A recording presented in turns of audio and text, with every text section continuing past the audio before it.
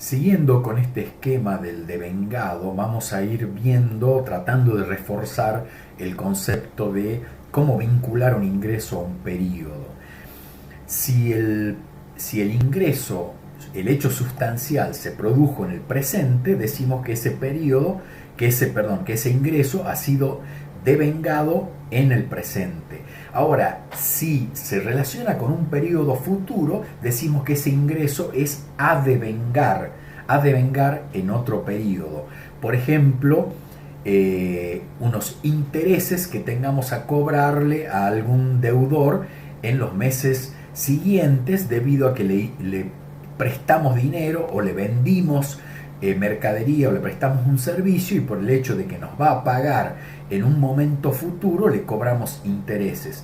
Por lo tanto, esos intereses que le vamos a cobrar son relacionados con el periodo futuro en el cual nos está debiendo ese dinero. Si decimos que está relacionado con el presente, tenemos un resultado positivo en el momento. O sea, si decimos que está devengado en el presente, o sea, en este periodo en el cual estamos ubicados, decimos que ya en este momento tenemos un resultado positivo, ya sea un ingreso o una ganancia. Pero si está vinculado con el futuro, lo que tenemos en realidad es un pasivo o una cuenta regularizadora de activo. ¿Por qué? Porque va a estar relacionado con el futuro. Supongamos que me pagaron por adelantado 3 meses de alquiler, o sea que el hecho sustancial se va a dar en los próximos 3 meses. Bueno, ese dinero que he recibido es un pasivo para la empresa. ¿Por qué es un pasivo? Porque en realidad yo recibí el dinero ahora, en el presente, pero tengo una deuda con mi inquilino, que es entregarle el inmueble o entregarle el bien que yo le esté alquilando en los próximos 3 meses. Por eso es que tengo un pasivo en ese caso. Bueno, los costos, ahora vamos a hablar de los egresos, los gastos o los costos o las pérdidas eventualmente un poco más adelante. Pero básicamente vamos a hablar ahora de los gastos, o sea, los resultados negativos vinculados con los ingresos, que pueden ser una disminución de activo o consumo de activo o un aumento de pasivo. ¿Qué es un costo? Un costo es el sacrificio económico ocasionado por la compra o producción de bienes o servicios o el desarrollo de una actividad.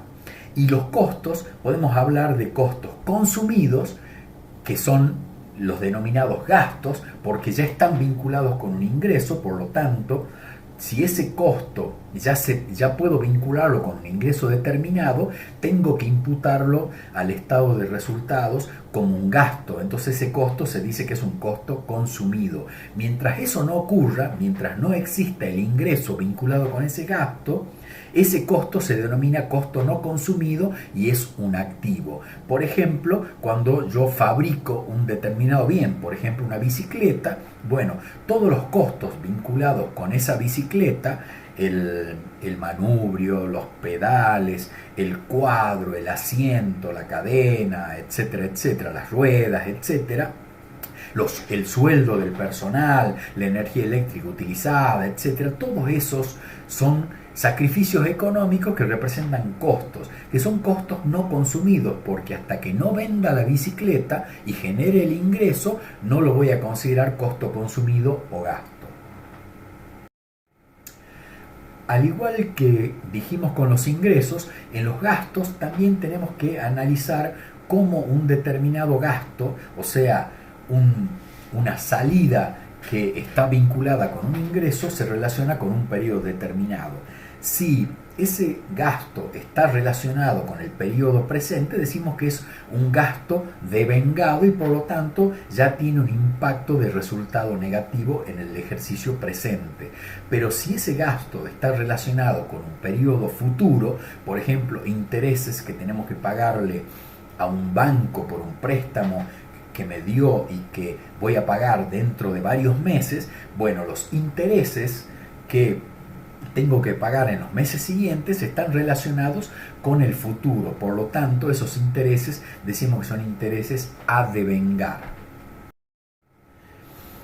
Siguiendo con este esquema, si ese gasto está relacionado con el periodo presente, yo voy a registrar en el periodo presente un resultado negativo. Pero si ese gasto está relacionado con un periodo futuro, en el periodo presente lo que yo voy a registrar es un activo o una cuenta regularizadora de pasivo. El caso de la cuenta regularizadora de pasivo podría ser el ejemplo que di antes de los intereses a pagar al banco. O en un ejemplo de un activo podría ser, por ejemplo, la fabricación de esa bicicleta que les mencioné antes, en el cual voy a recopilar todos los costos vinculados con esa bicicleta, que ya los describí antes, no los voy a repetir, y al obtener la bicicleta la voy a registrar en el activo. Y ese gasto se va a relacionar con un periodo futuro. ¿Con qué periodo? Con el periodo en el cual yo venda esa bicicleta. Ahora vamos a avanzar un poco sobre el concepto de costo. En este caso vamos a ver cómo se calcula el costo de un bien comprado o adquirido por la empresa. Recordemos que costo es aquel sacrificio económico que demanda la adquisición o producción de un bien o servicio. En este caso estamos hablando de la adquisición de determinados bienes. El costo se conforma por esos 5 ítems que aparecen en la diapositiva. Su precio de contado, eso es muy importante, su precio de contado, no cualquier precio, el precio de contado, no un precio financiado o un precio que incluya algún costo de financiación. Los impuestos no recuperables, como podría ser algún impuesto, un arancel de importación si se trata de un bien importado, o algún impuesto como algún impuesto interno que no sea recuperable. No es un ejemplo justamente de este impuesto, el impuesto al valor agregado, porque justamente cuando yo adquiero un bien y dentro de la factura viene el impuesto al valor agregado, en realidad ese es un impuesto recuperable, por lo tanto debe ser apartado de lo que es el costo del bien que estoy comprando, porque ese impuesto se va a recuperar. También hay que incluir al costo todo aquel gasto vinculado con su traslado, por ejemplo, fletes, seguros sobre fletes, carga, descarga. También los costos vinculados con su instalación, especialmente si se trata de un bien de uso. Muchas veces los bienes de uso no solo basta con adquirirlos, trasladarlos, pagar el seguro, sino que hay que realizar un determinado gasto vinculado con su instalación y puesta en funcionamiento para que pueda ser realmente utilizado. Y también, por último, están todas las erogaciones vinculadas con la función de compras, o sea, todo aquello relacionado con los gastos del departamento, por decirlo de algún modo, o de la persona o del grupo de personas que desarrollen la función de compras dentro de la empresa, tiene que ser cargado también al costo del bien.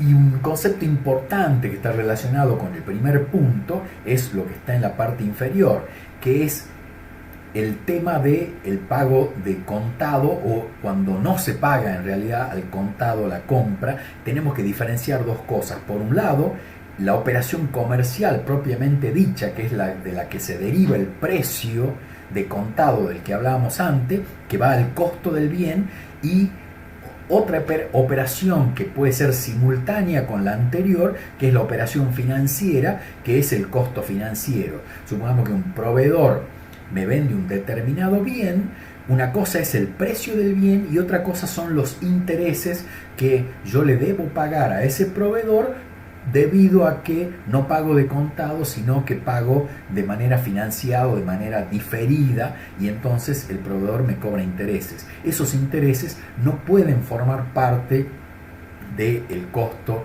del bien comprado.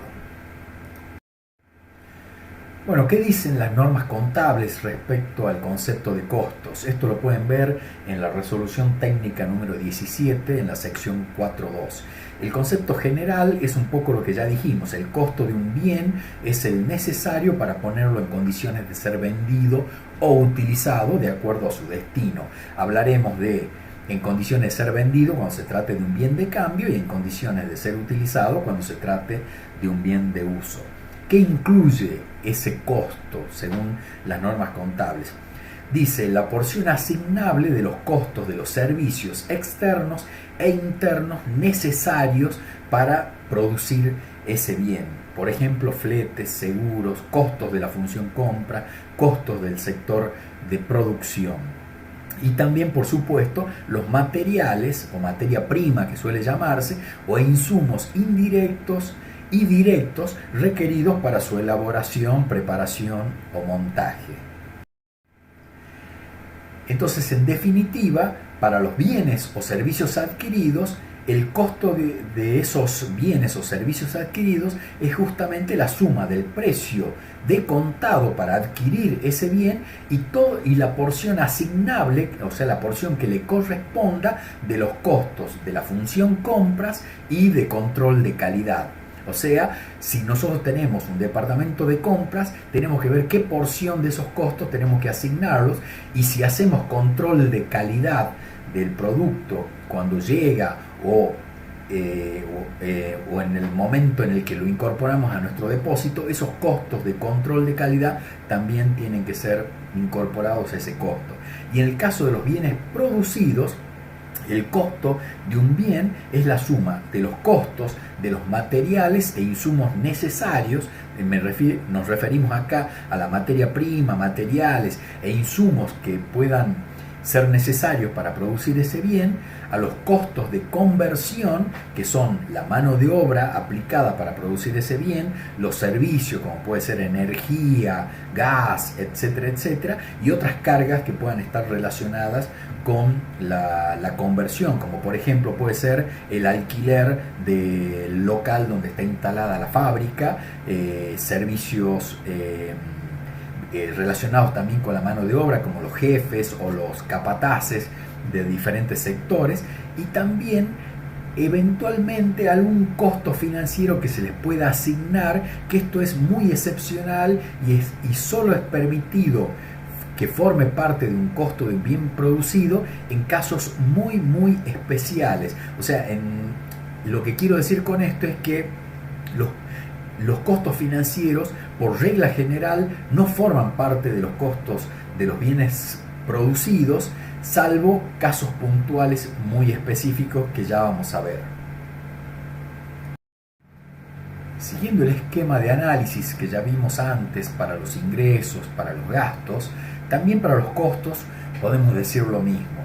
Si el costo se vincula a un periodo o a un ingreso en el momento presente, lo que tengo en el momento presente es que registrar un resultado negativo. O sea, ese costo pasa a ser lo que llamamos antes un costo consumido, porque ya hemos detectado que en el momento presente se está vinculado a ese periodo o a un ingreso que está relacionado con ese periodo, entonces ese costo se convierte en un gasto. Ahora, si ese costo está relacionado con un periodo futuro, como por ejemplo esa bicicleta de la que hablábamos antes que fabriqué, pero que todavía no vendí, que voy a vender en un periodo futuro, entonces lo que tengo, ese costo termina siendo un activo. ¿Por qué? Porque va a ser, cuando sea consumido, va a ser en el periodo futuro en el cual se produzca la venta de la bicicleta.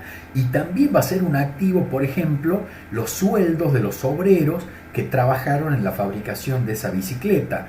En este caso, como eso es parte, ese sueldo es parte del costo de ese bien que se produjo, pero que todavía no se vendió, lo que tengo es esa suma de los costos, como vimos antes, que conforman el costo de esa bicicleta, representa un activo, o sea, es un costo no consumido en el momento presente.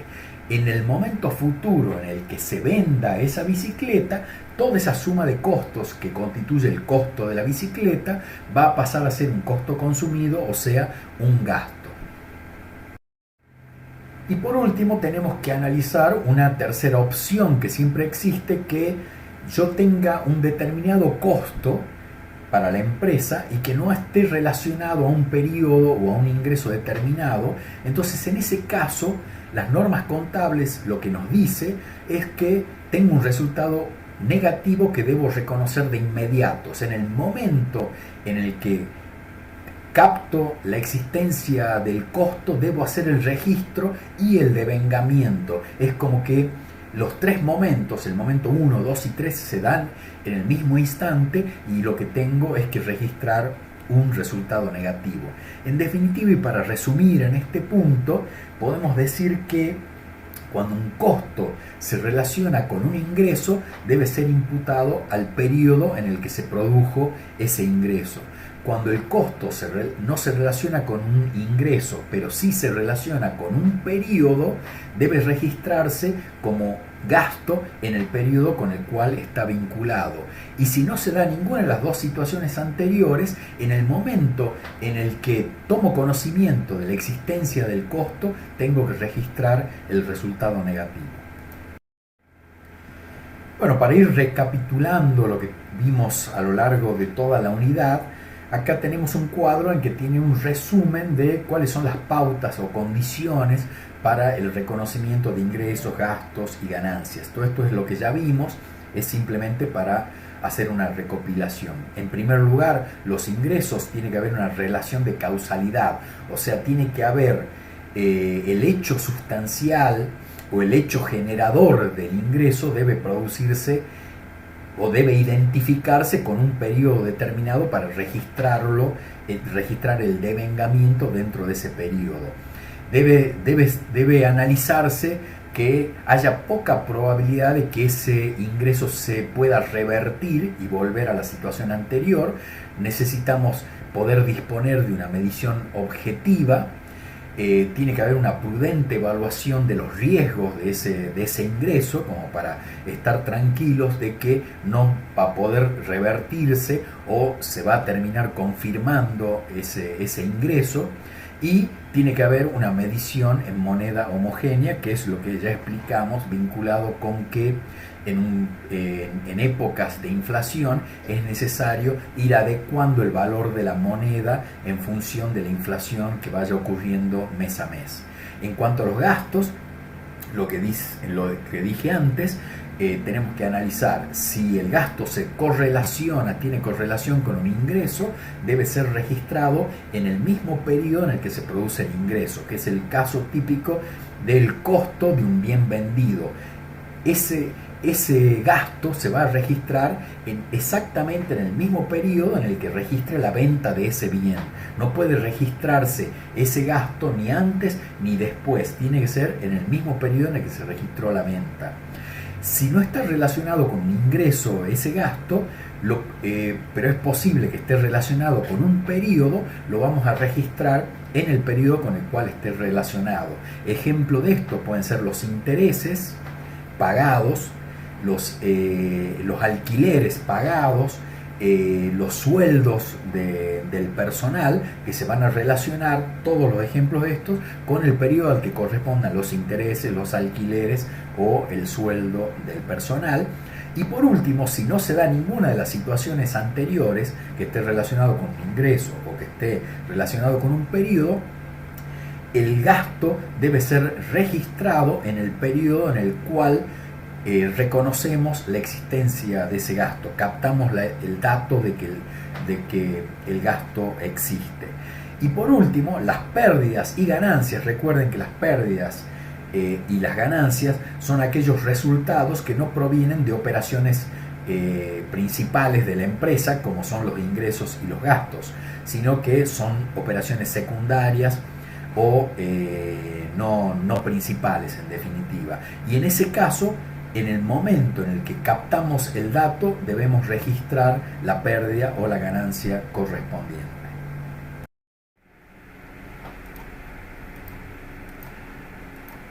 Bueno, para ir terminando la unidad 1 de esta materia, vamos a dar un repaso general de los criterios de medición contable que están dentro de las normas contables y que pueden ser utilizados en la contabilidad. En este caso vamos a dividir esos criterios de medición contable, que un criterio de medición contable es digamos, el valor que uno le tiene que aplicar a los activos o a los pasivos según el destino más probable en el caso de los activos, o teniendo en cuenta la intención o posibilidad de cancelación inmediata de los pasivos. Esto requiere mucha profundidad. Acá simplemente vamos a hacer una recorrida rápida de cada uno de estos criterios de medición contable. Después vamos a avanzar a lo largo de las unidades siguientes en cada uno de ellos, pero en realidad esto van a estudiarlo con profundidad en la materia contabilidad 2, que bueno, van a tener que cursar luego de aprobar nuestra materia. Bueno, para los activos tenemos 6 criterios básicos de registro que, como dice bien ahí a la derecha, eso tiene mucho que ver con el destino más probable que tengan esos activos. El primer criterio, que es un criterio general, que es el del costo histórico. El costo histórico está representado básicamente por la definición de costo que dimos antes, que es el precio de contado más todos aquellos gastos necesarios para poder disponer del bien en función de su destino, ya sea para disponerlo, para tenerlo listo para la venta o para su uso. El costo de reposición, que es el punto 2, es similar al costo histórico, pero a valor del momento en el que estoy haciendo la medición. O sea, si yo compré un paquete de yerba hace un mes y lo pagué a 150 pesos, bueno, ese es el costo histórico porque es el efectivamente pagado de contado en el momento en que hice la compra. Por supuesto, eso le tengo que agregar el flete, etcétera, etcétera. O sea, todos los otros gastos necesarios. El costo de reposición es a cuánto pagaría ese paquete de yerba que compré el mes pasado en este momento actual en el cual estoy haciendo la medición contable. Y puede ser que ese paquete, que antes lo pagué a 150, hoy su costo de reposición, o sea, si lo comprara hoy, sería 160. Entonces, cuando las normas contables me autorizan el costo de reposición, yo debería medir ese paquete en base a ese costo de reposición, o sea, 160, aunque yo haya pagado como costo histórico 150 en otro momento por ese bien. Y tengo que reconocer en ese caso una ganancia de 10 pesos porque el costo de reposición fue mayor que el costo histórico. También podría ser un ejemplo en el que el precio baje y entonces tendría que reconocer una pérdida. El valor neto de realización, que es el tercer criterio de medición contable para activos, se refiere al precio de venta menos los gastos necesarios para poder realizar esa venta. Básicamente sería el precio de ventas menos, por ejemplo, comisiones que le podamos pagar a los vendedores, menos algunos impuestos, como por ejemplo el impuesto a los ingresos brutos, llamado impuesto a las actividades económicas acá en Salta. O sea, el valor neto de realización es básicamente eso, el precio de venta menos todo gasto que yo tenga que realizar o asumir para poder concretar esa venta. El cuarto, que se llama valor razonable, es parecido al anterior, pero sin la deducción de esos gastos. O sea, es el precio por el cual dos partes independientes y con toda la información necesaria intercambiarían un bien por dinero a precio de contado. O sea, sería básicamente el precio de venta en una transacción no forzada entre partes independientes y con conocimiento cabal de la situación de mercado. El quinto, que es el valor actual, bueno, este es un concepto financiero, sería el valor actual se calcularía descontando el flujo futuro de efectivo que generaría ese bien a una tasa de mercado. Sería un cálculo del valor descontado de ese bien. Supongamos que yo tengo un bien que tiene un precio determinado, pero que va a generar un flujo de efectivo dentro de un año. Bueno, tengo que encontrar cuál es esa tasa anual de mercado y hacer un descuento del valor usando esa tasa para determinar cuál es el valor actual. Eso se utiliza para determinados activos que están previstos en las normas contables. Y el último punto, que dice porcentaje sobre los bienes o el patrimonio, esto se utiliza en determinadas inversiones que un ente, una persona o una sociedad pueda tener en otra sociedad sobre la cual tenga cierta participación preponderante, ya sea que sea controladora o, si no la controla, por lo menos que tenga una participación importante y tenga lo que se llama influencia significativa en la toma de decisiones dentro de esa empresa. Para resumir, estos 6 criterios no es que sean optativos y que uno pueda elegir para cualquier activo cualquiera de estos 6 criterios. No, las normas contables establecen qué criterio de los 6 debe ser utilizado dentro de cada uno de los bienes. Y eso también es en función de lo que dijimos antes, que está escrito ahí, que es en función del destino más probable de los activos. En algunos casos y para determinados activos, las normas contables admiten criterios alternativos que uno puede llegar a utilizar y elegir con criterio profesional, aunque esa elección tiene ciertas condiciones que ya vamos a analizar más adelante. Lo que dije ahora al final también es aplicable a los pasivos, o sea, existen 4 criterios diferentes de medición contable para los pasivos, que no significa que para cualquier pasivo yo pueda elegir cualquiera de estos 4 criterios, sino que las normas contables me dicen qué criterio es el que tengo que utilizar según la característica que tenga ese pasivo. Dentro de eso tenemos el primero, que se llama importe original, que sería el equivalente al costo histórico que dijimos para los activos, o sea, el importe original es el valor del pasivo en el momento en el que se originó el mismo. Por ejemplo, si compré mercaderías por 100 pesos y le quedo debiendo al proveedor, bueno, esos 100 pesos es el valor original y ese pasivo debe ser medido contablemente por ese costo original. El costo de cancelación, que es el punto 2, se refiere al importe original más todos aquellos gastos que yo tenga que asumir para poder cancelar ese pasivo. El valor actual, bueno, ya lo expresé para el activo, es el valor presente, el valor a hoy que tiene un pasivo que yo voy a pagar dentro de un tiempo determinado. Significa que lo voy a descontar a una tasa de interés de mercado para determinar cuánto es ese valor a hoy de ese pasivo que voy a pagar dentro de un periodo futuro.